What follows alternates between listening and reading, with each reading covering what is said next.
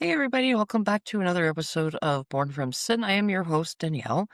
Today I decided that we would talk about relationships. I have personally been married for the last 60 years, and I have been very blessed to win my life lottery. I call my husband my life lottery because he really is. He's been through so much with me, we've been through so much together. But before we even go there, I'm going to go back a little bit. So when we first started out and uh, we're growing up, we see our parents as something that we look up to, something that we hope to aspire to have, considering that they're in a good relationship. We hope that when we get older, that we'll find our true love, and that we'll eventually get married and have children. And we all have different goals when it comes to the relationships.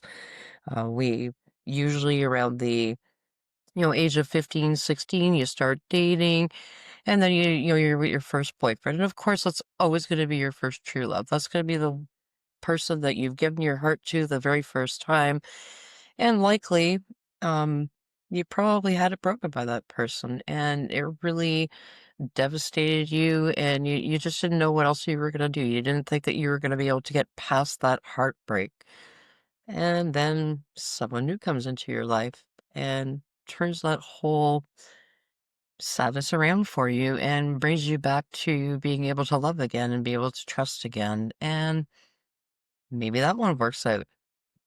Then again, maybe it doesn't.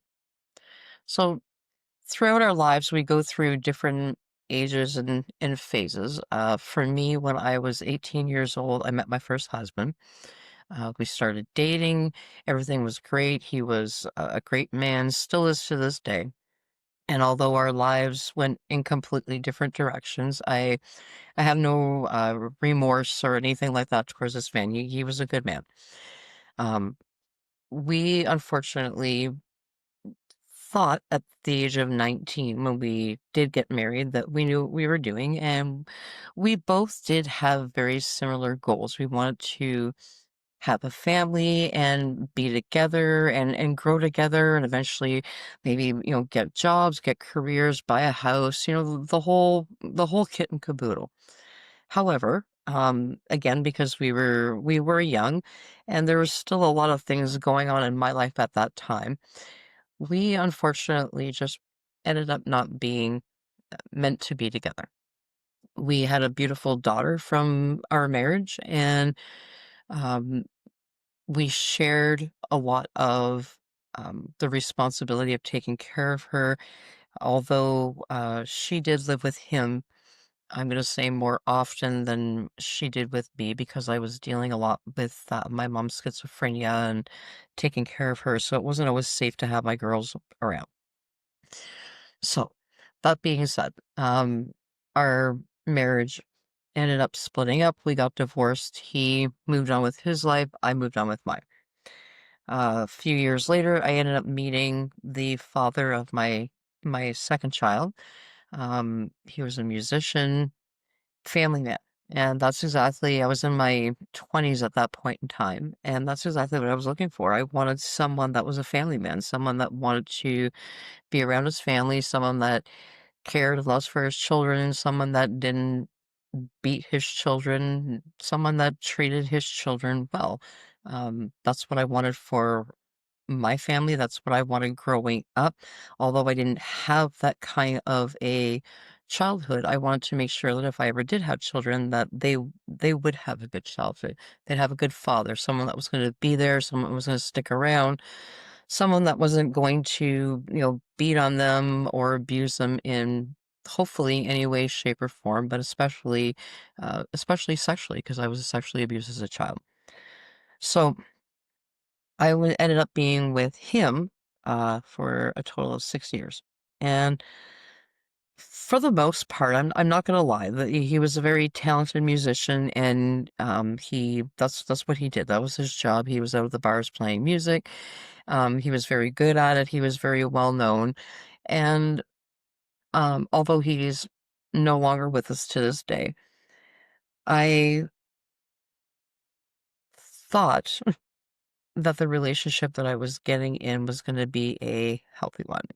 And Throughout the years, although there were a lot of good times, we shared a lot of good memories. I'm going to give credit where credit is due. There was also a lot of repercussions that came with that. Things like, being beaten, being yelled at. One night I had gone out with a friend of mine. Her marriage had just ended. She was my best friend since 1986, and she's been there for me for absolutely everything in my life. So anyways, her marriage was coming to an end. She needed a night out.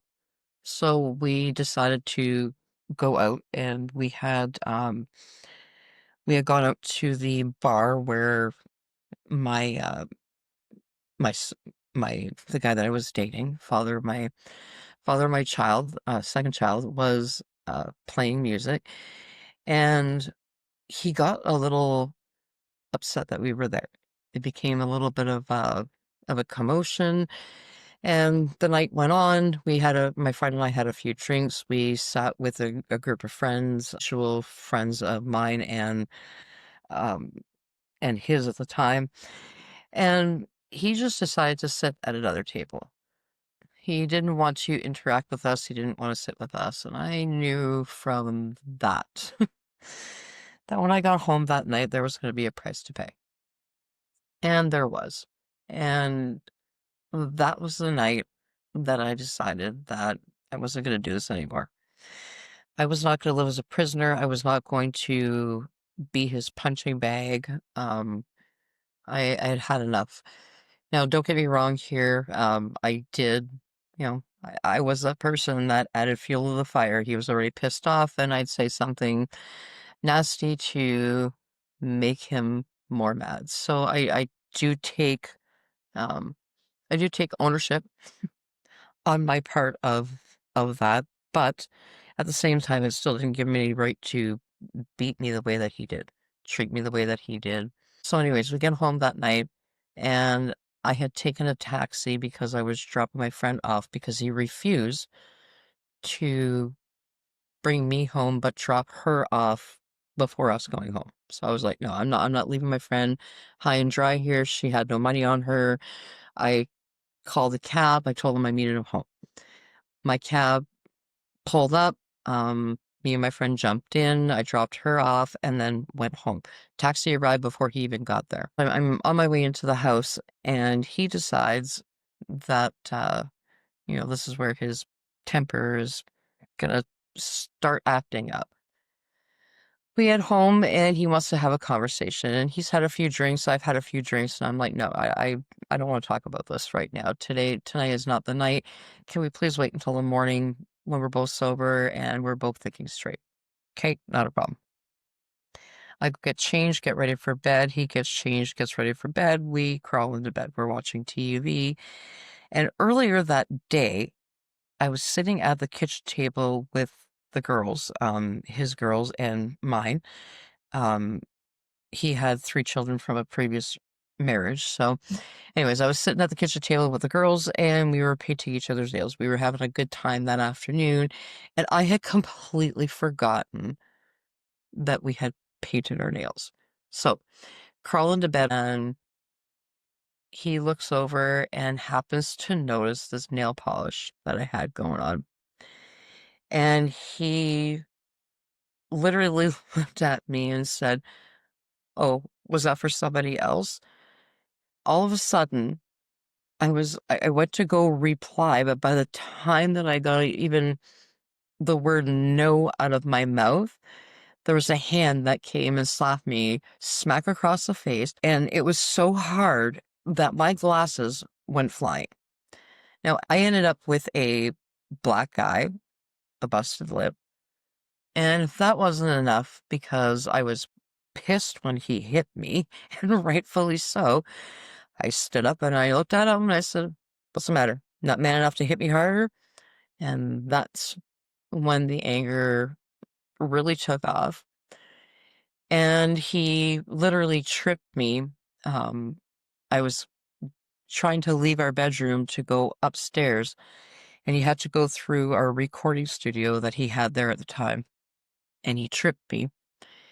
and I fell to the floor, and he literally got on top of me and started choking me and smashing my head off a cement floor. Our children, his and mine, were all sleeping upstairs. And the only thing I could think of at that very moment was, oh my God, these children are going to wake up to the police being at our house and me being dead. And that was the moment that I decided that I didn't want to be in that relationship anymore, that I was in a very, very unhealthy relationship, and that the man that I thought I had met wasn't actually the man that he was. So that relationship ended. I dated for a few years in between, and then in 2008, my best friend Chantal, who's no longer with us, said to me, she's like, why don't you go on one of the dating websites or whatever and just look around? I'd been single for a little while, and I was like, no, I don't want to do that. I do not want to go on a website and, you know what I mean, start searching around on Plenty of Fish, blah, blah, blah. She's like, oh, come on, just go. You never know what you're going to find, right? All right. So I sign up to Plenty of Fish and I start browsing, and a lot of these people that are already on there had been on there before because I had been on this dating site before. So I just, passed by the ones that I knew, wasn't interested in, already went on a date, didn't work out, blah, blah, blah. All of a sudden I come across this profile, and handsome looking guy, and I'm reading through it, and I looked at my friend Chantal and I was like, you know what? This guy seems pretty nice. Like, seems pretty down to earth, legit. Like, check it out. So she's reading through the profile, and all of a sudden she's like, see the picture. So I show her the picture, and she starts laughing. And I'm like, why are you laughing? Like, what am I missing out on here? She looks at me and she says, that's Stacy. I'm like, Stacy? Like, Alex's little brother? Stacy? She's like, yeah. I'm like, well, holy shit. So I sent him a stalker message because that's just who I am. I literally wrote to him and said, hey, how's it going? I've known you for, X amount of years. I know your brother. I know your sister. I know your mom, your uncles, your aunts, your cousins. We used to hang out together, blah, blah, blah. I went on and on and on about the stalker message, but never left my name. No reply back right away. So I'm like, all right, well, maybe he hasn't been online. Maybe he hasn't checked the message yet. Didn't think much of it. All of a sudden, I get a reply back, and it says, big LOL, ha ha ha, you got me. He had gone to his brother's place. His brother was actually living with his mom, so he had gone over to visit. And he looked at his brother. He's like, this girl messaged me on Plenty of Fish, and she looks familiar, but I can't figure out who she is. And she knows mom, and she knows our sister and our uncles and our aunts, and he's going on and on and on. So his brother's like, does she have a picture? And he's like, yeah, hang on a second. So he brings up my picture. Now his brother starts freaking cracking up, and he's like, for the love of God, it's Danielle. So when Stacy found out that it was me, he messaged me back right away. And we went on our first date. And now we've known each other technically since 1986. So I met Stacy in July of 86. He would have been 10 and I was 14. He was the little brother that followed us around that we could never get rid of, no matter how hard we tried. Cute kid, but always wanted to be around the older crowd. So he was that kid kind of thing. And throughout the years, although we didn't date back then, obviously, because it would have been weird. I was 14, he was 10, right? So um we always knew about each other. Although we hadn't seen each other in many, many of years, we always knew about each other because of his brother Alex. So Alex, had told Stacy that I'd gotten married, and then I had my first child, and then I knew that Stacy had gotten married and had his first child, and so on and so forth. So throughout the years, Although we didn't communicate and hadn't seen each other in person, we pretty much knew about each other's lives from scratch. So when we went on our first date, it was very comfortable. And because we had known each other forever, it was just a matter of, catching up one on one. Although we kind of knew that, we had both been married and we both had children, but we didn't know all the details that went with it, kind of things. So we started dating. August the 29th, 2008 was our very first date. A few months into us dating, we decided to move in together because we were just very comfortable with each other. It's like I said, we've known each other for years and it just kind of came together very easily for us. During the first few months of us being together, I had asked him at one point or whatever, we were just having a normal conversation or whatever. I was like, hey, would you ever think about getting married again? He was like, no. And I don't blame him because his first marriage wasn't the greatest, and then his second long-term relationship, again, not the greatest for him. So I understood his position. I was like, all right, I get it. I was just hoping, for me personally, one day I was really hoping to be able to be married and be happy and have, be in a long-term marriage. So, but we're cool. So a few months goes by or whatever kind of thing, and we're getting closer. And he looked at me one day and he's like, you know what? He's like, you asked me one day if I ever thought about if I would ever get married again. I said no to you. He says, to you, I would. And that was the moment I looked at him and said, fantastic. Well, do you want to get married? And he said yes. And we did. Fast forward 16 years later, we're still together. We're currently living in New Brunswick. And we have been through hell and back together. So at the beginning of our relationship, we were both living at different places. I was living at my friend Chantal's. He was living at his sister's place. We ended up moving in with a mutual friend of ours, stayed there for a few months. During that time, my mom was living with her landlord, who was the caregiver.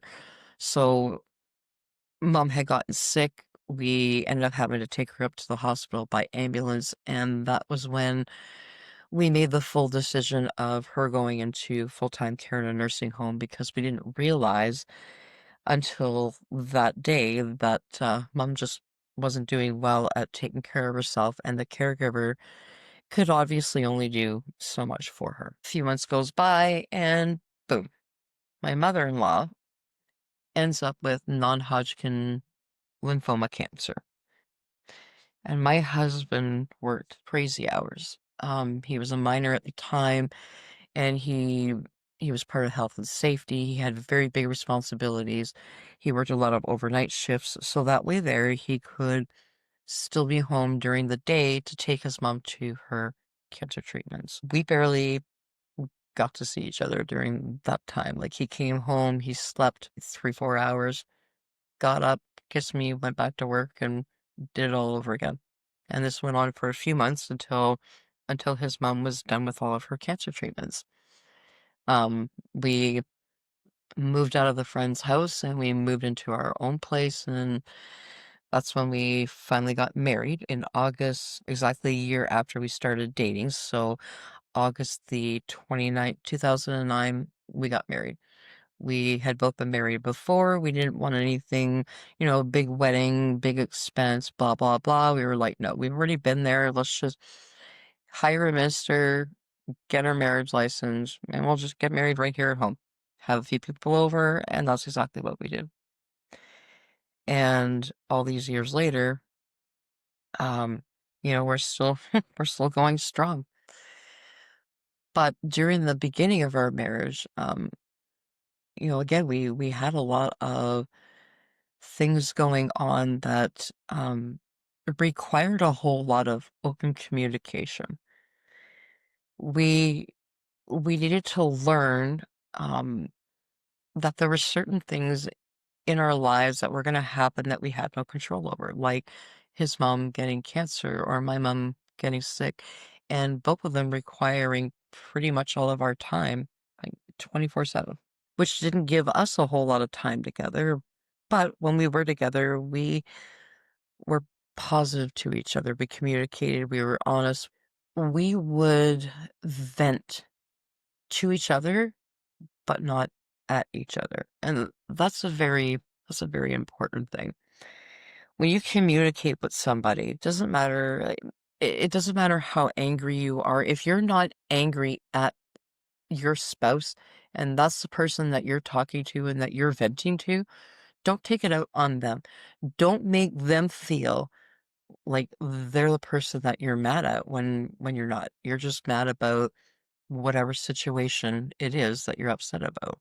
Throwing blame on them for something that they weren't even involved in or had any control over. Perfect example of that for us would have been when my husband was in his car accident. It literally took his mining career away from him. So the job that he used to be able to do, he can no longer do. And that really, really put a wrench in our lives because let's be honest here, the money that he was making was good and we lived comfortably. We didn't necessarily live from paycheck to paycheck like we do now. And we had a little bit more freedom. But after the car accident, that all came to a very quick halt. And while he was off work and while he was going through physical therapy and lawyer's appointments and doctor's appointments, I ended up getting extremely sick. And I was working at a Tim Hortons out in Timmins, Ontario, because I was working night shift or whatever and having to deal with appointments and such during the day, whichever ones I could. It was becoming too much and my life just started crashing down around me. And through it wasn't his fault, it wasn't my fault, it's just a situation that we were in. And I never blamed him for that, and he never blamed me. We stuck by each other. He understood that I was going through health issues because of the stress that I was under, because of everything that we were going through. I understood that he was going obviously through health issues and through recovery because of his car accident. And during that time that I was off, we were fortunate enough that we had an insurance check that was coming in that was covering some of our costs due to the car accident and my husband not being able to work. However, there were many of times that those checks just never came in. And we completely went without. We had we had no food. Um, we had no money to pay our rent. It got to a point where um, we we stopped expecting receiving a check, and we literally hoped that a check would show up so that we could pay our rent or buy groceries that week or whatever, just be able to live. And those many of times that the insurance check did not show up, not once, did him and I ever get mad at each other. We were pissed at the situation, pissed that the insurance company hadn't sent another check again, pissed at the fact that we were not going to be able to pay rent again. Pissed. But we also sat down together and went, all right, well, what do we have that we can eat this week? Rent's not getting paid, so landlord's going to stop by. We'll explain. We'll catch up on it.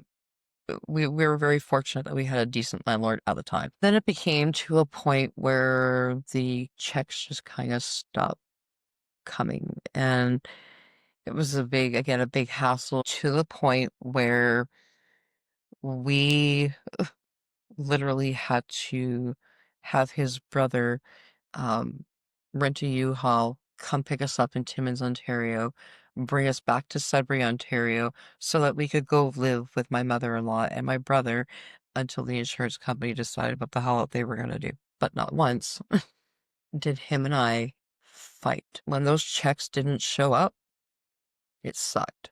100% it sucked. But again, we went through our cupboards and went, all right, so what do we have?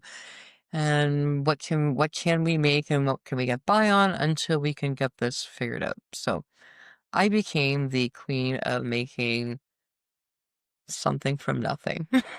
Let me tell you. I made spaghetti sauce from ketchup because we have to eat. And it was better than going with an empty stomach. So I um I just literally started creating whatever I possibly could out of whatever we had. And then we would sit down and thankfully because our hydro was included with our rent, um we still had hydro, so we were able to, play Monopoly on the PlayStation or play Scrabble or just keep our minds busy but be happy at the same time without taking it out on each other because we had no control over the fact that the insurance company decided not to send that damn check, right? It wasn't his fault. I wasn't going to yell at him. It wasn't my fault. He had no reason to yell at me, so we were mad at the insurance company, but we did not take that out on each other.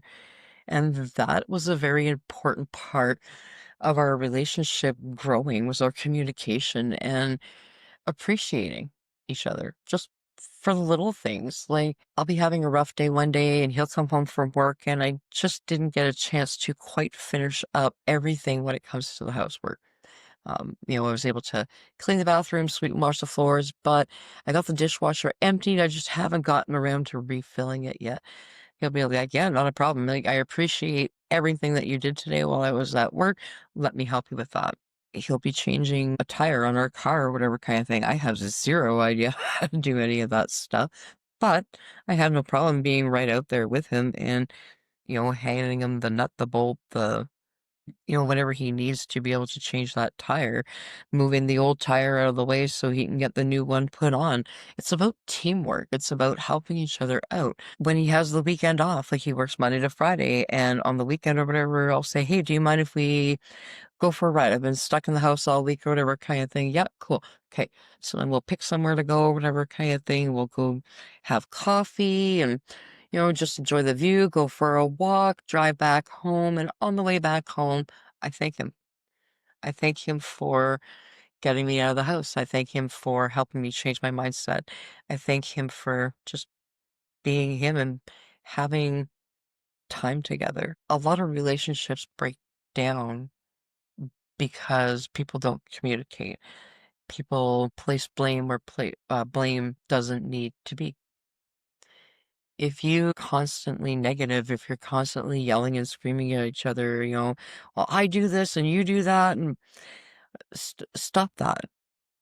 There's no reason for it. I've been there. I've had relationships like that, and they friggin' suck. Like, seriously, I don't want to go around being told what I shouldn't and shouldn't be allowed to do. I should be able to do what I want to do, but with respect to the person that I'm with. I'm not going to go out and party up with my friends and sleep with a bunch of guys or whatever and come home and expect that to be okay because it's not okay. Um, if I'm gonna go out and I don't anymore, but if I was gonna go out, and have a girls' night out or whatever kind of thing, I would make sure that I'm going somewhere respectful. I'm not going to, and again, not that there's anything wrong with it, but I'm not going to watch like male strippers or something like that because to me, I find that disrespectful. If I was a single woman, absolutely, let's get on board. I've done the whole, you know, go to the stripper show, I've been up on the stage, blah, blah, blah. Been there, right? But things are different now. I'm married. I am in a relationship with a man who respects me, who treats me like gold, who gives me no reason whatsoever to be jealous, who gives me no reason whatsoever for me to ever think that he's cheating on me or that he ever will cheat on me.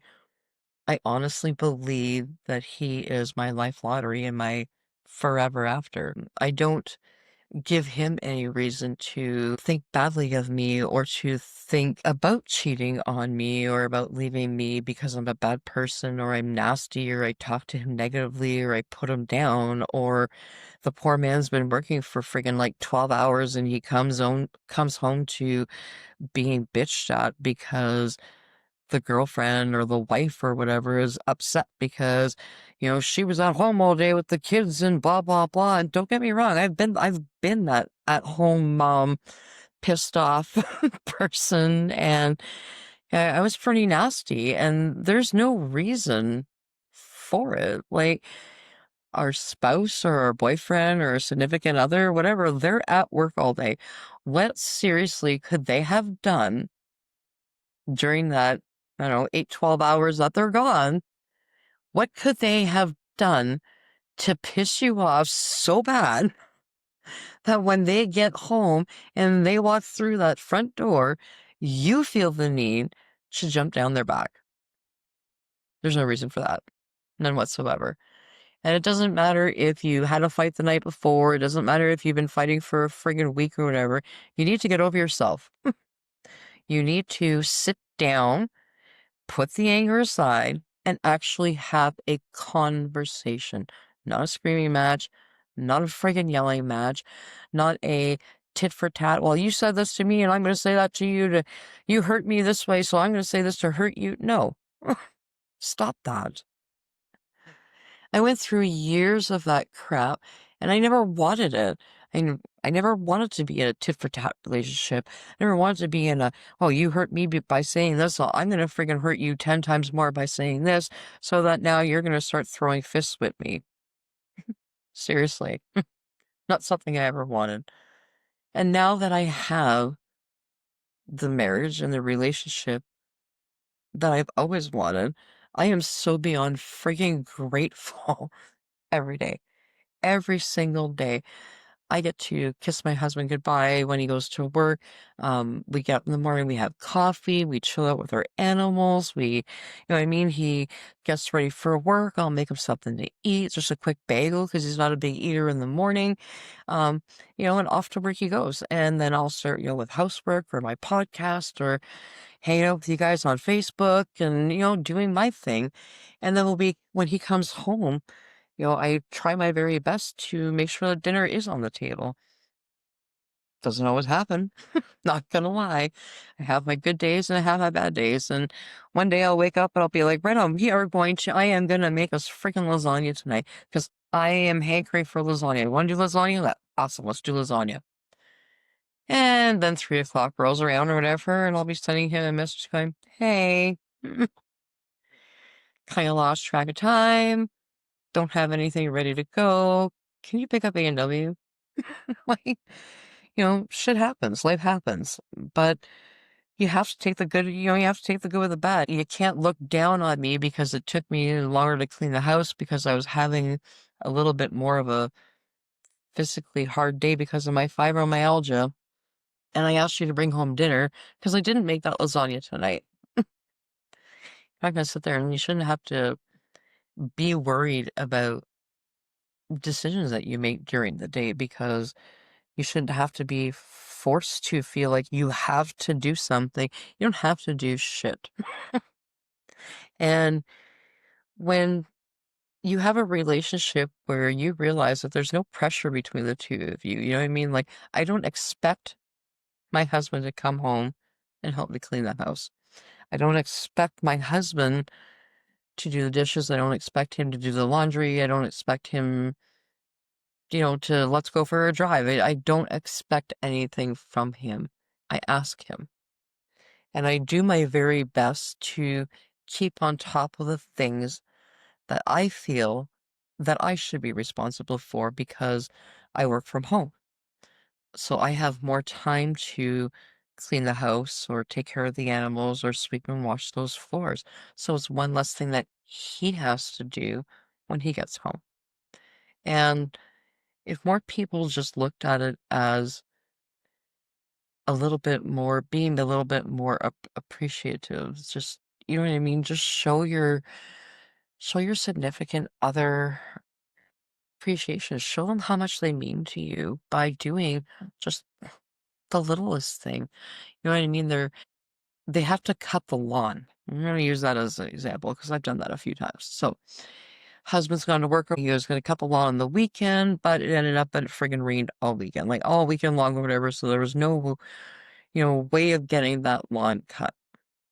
Monday morning rolls around and he's now off to work, and the lawn is still not cut because it rained all weekend. So I will not do inside housework that day.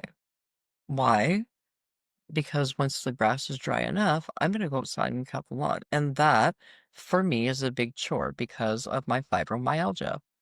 But I take my time. You know what I mean? Cut this section here, cut that section there, blah, blah, blah. And, within an hour or two, whatever, depending on how fast I'm moving, I'm able to get it done. So he comes home, and I don't say anything to him. He comes home, and it's the first thing he notices. Holy shit, honey, you cut the lawn? Yep. Thank you. Not a problem. Is there anything I can do to help you? No, we're good today. So now you get to sit at home and relax together and enjoy your day and enjoy your evening and play some Monopoly or have a conversation, have dinner together, and just be together. Just appreciate time that you have together. And that was my biggest, I guess you could say, lesson out of this marriage was appreciation and understanding, your boundaries and trying not to push those boundaries. And if you have to sometimes push those boundaries, because it happens, like life's not perfect by any means. If you have to push those boundaries, to be very careful and to tread lightly. Don't do anything over the top that's going to piss off or aggravate the situation more than it already is. Be kind, be helpful, and just appreciate that they are going through a moment, or that they can appreciate that you're going through a moment, that you just need, some space, or you just need some time to sort things out. And being able to, not overstep those boundaries or whatever when that person is upset, and just giving them their space and their freedom and their chance to vent if they need to, and understanding that no matter how much they're yelling and screaming right now, whatever, they're not mad at you. They're just mad at the situation that's going on. They're not screaming at you. Yes, they're yelling. They're loud. They're freaking loud. Anybody that knows my husband knows how freaking loud he can be. But he's not yelling at me.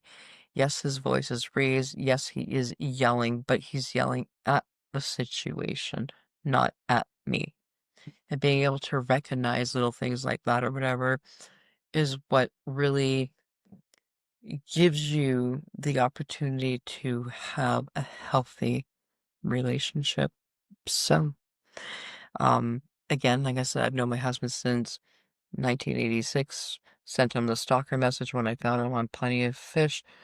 Went on our first date, got married a year later, and through those, 16 years that we've been together, we've been through a lot of up and downs. Both of our moms getting sick. His mom, I don't got any wood around me, so here, not good.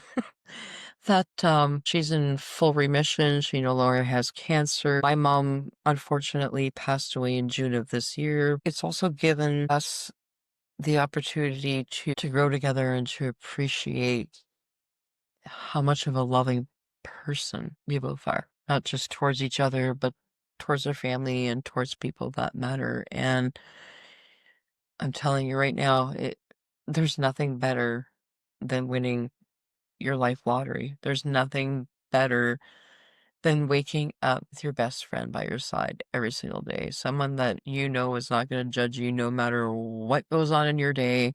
They are going to be the first person that you are going to reach out to. They are going to be the first person that you want to tell your super excitement, spectacular news to, or they're going to be the ones that are going to take a few punches here and there because you just need to vent. Not because you're mad at them, but because you're mad at the situation.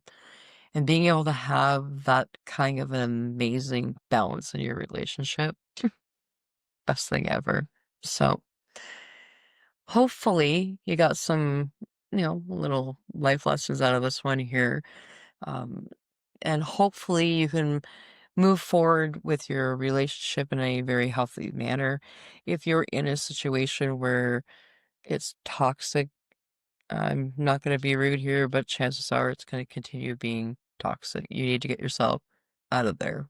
Um, you need to find your happy. If you were in a toxic relationship, do yourself a very big favor. And if at all you can, and I know it's not always possible because I've been that woman that's been stuck for years in a toxic relationship that I never wanted to be a part of. And it took me 6 years before I could finally escape that relationship. So if you are able to safely remove yourself from that toxic relationship, do yourself a favor and just get out of there. Stop wasting your time on trying to prove yourself to someone that really just probably doesn't give a shit about your feelings to begin with anyway. Stop trying to hope that this person, because when you met them, they were fantastic. They were that good father figure and they were gonna, the person that you were looking for to spend your rest of your life with, blah, blah, blah. Well, guess what? Not so much anymore.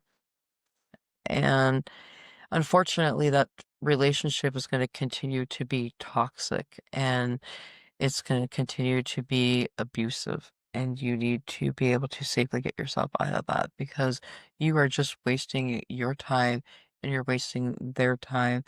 And if you have children in the mix, well, guess what? You're wasting a whole bunch of their life, of them watching you guys argue and fight and screaming and yelling and toxic to each other.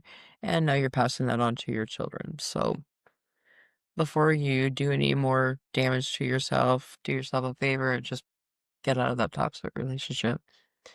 It's gonna hurt. It's gonna suck. Might take you years before you're able to stand back on your own 2 feet. But let me tell you, when you get there, it's friggin' awesome.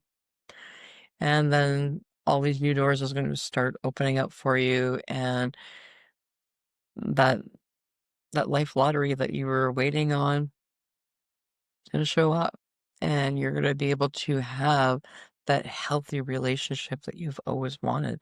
That relationship where you see eye to eye, you don't argue, you talk. My husband and I have been together like 17 years, and 16 of those years we were married. And the only times there's 2 times, and I'm gonna be perfectly honest with you guys. There are 2 times in our lives that, we, I don't know, argued, but he didn't argue with me. It was me. It was I was the antagonizer on that one.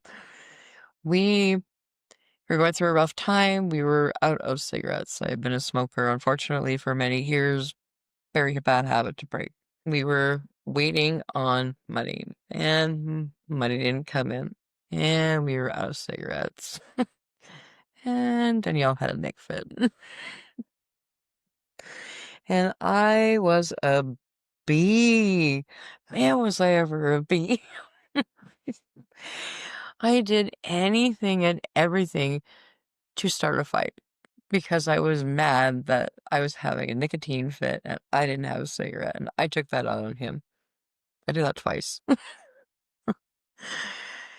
And when the third time rolled around that this had happened, I literally looked at my husband. I said, "Listen, I'm sorry if I'm going to be a bit of a bee the next couple of days, but I will do my absolute best not to take it out on you because it's not your fault that we're out of smokes." So, yeah. I am very, very, very, very fortunate to be in the relationship that I am in, the marriage that I am in. I couldn't ask for anything better. And although, like I said, my past is exactly that. It's my past. I was married a time before. He's remarried now. I'm remarried now. He knows that I'm doing all right. I know that he's doing all right, and that's all that matters. The father of my youngest has since passed, and may he rest in peace. And although there's not a whole lot of love lost there for him. I never wished him any harm at the same time. So he was still the father of my daughter, and I respect that. And I have no right to be putting her father down. I have no problem telling the truth, but I will not put him down as a human being, especially to her. Like, I will voice my opinion on the type of man that I thought that he was, but again, that's my opinion, not theirs, and I don't sit there and like, and I've never done that. I've never been that person, although I was separated from my exes. And I had the kids living with me. I was never like, oh, your father doesn't love you, and that's why he's not picking you up this weekend. And meh, meh, meh, meh, meh. No, I was never that person because I remember being a child. And I remember my dad not being there. I remember my dad not friggin' showing up when he was supposed to. And I remember how devastated I was. So I refused to put my children through that. I absolutely refuse. So I handle those situations like, dad's working this weekend. So unfortunately, we know because he plays music, or we know because he's been working extra hours because, 'tis the season for the industry that he's in. He has to work this weekend, so he'll pick you up next weekend instead. So you and I are gonna do something different this weekend. Whatever we had, our movie weekend that we had planned for next weekend together, we're gonna do it this weekend. And the next weekend, you can go hang out with your dad. Again, it's about building positive relationships in our lives and um forgiving and, letting the past go and just being happy and not nitpicking at the what was or what could have been and all that other stuff. Just let it go. Be happy in your life now. And whatever that may be, I hope that, if you're not already, married or in a long-term relationship, I hope that, if you're out there seeking your life lottery, that you find them very, very soon. Take care, and we'll see you next week.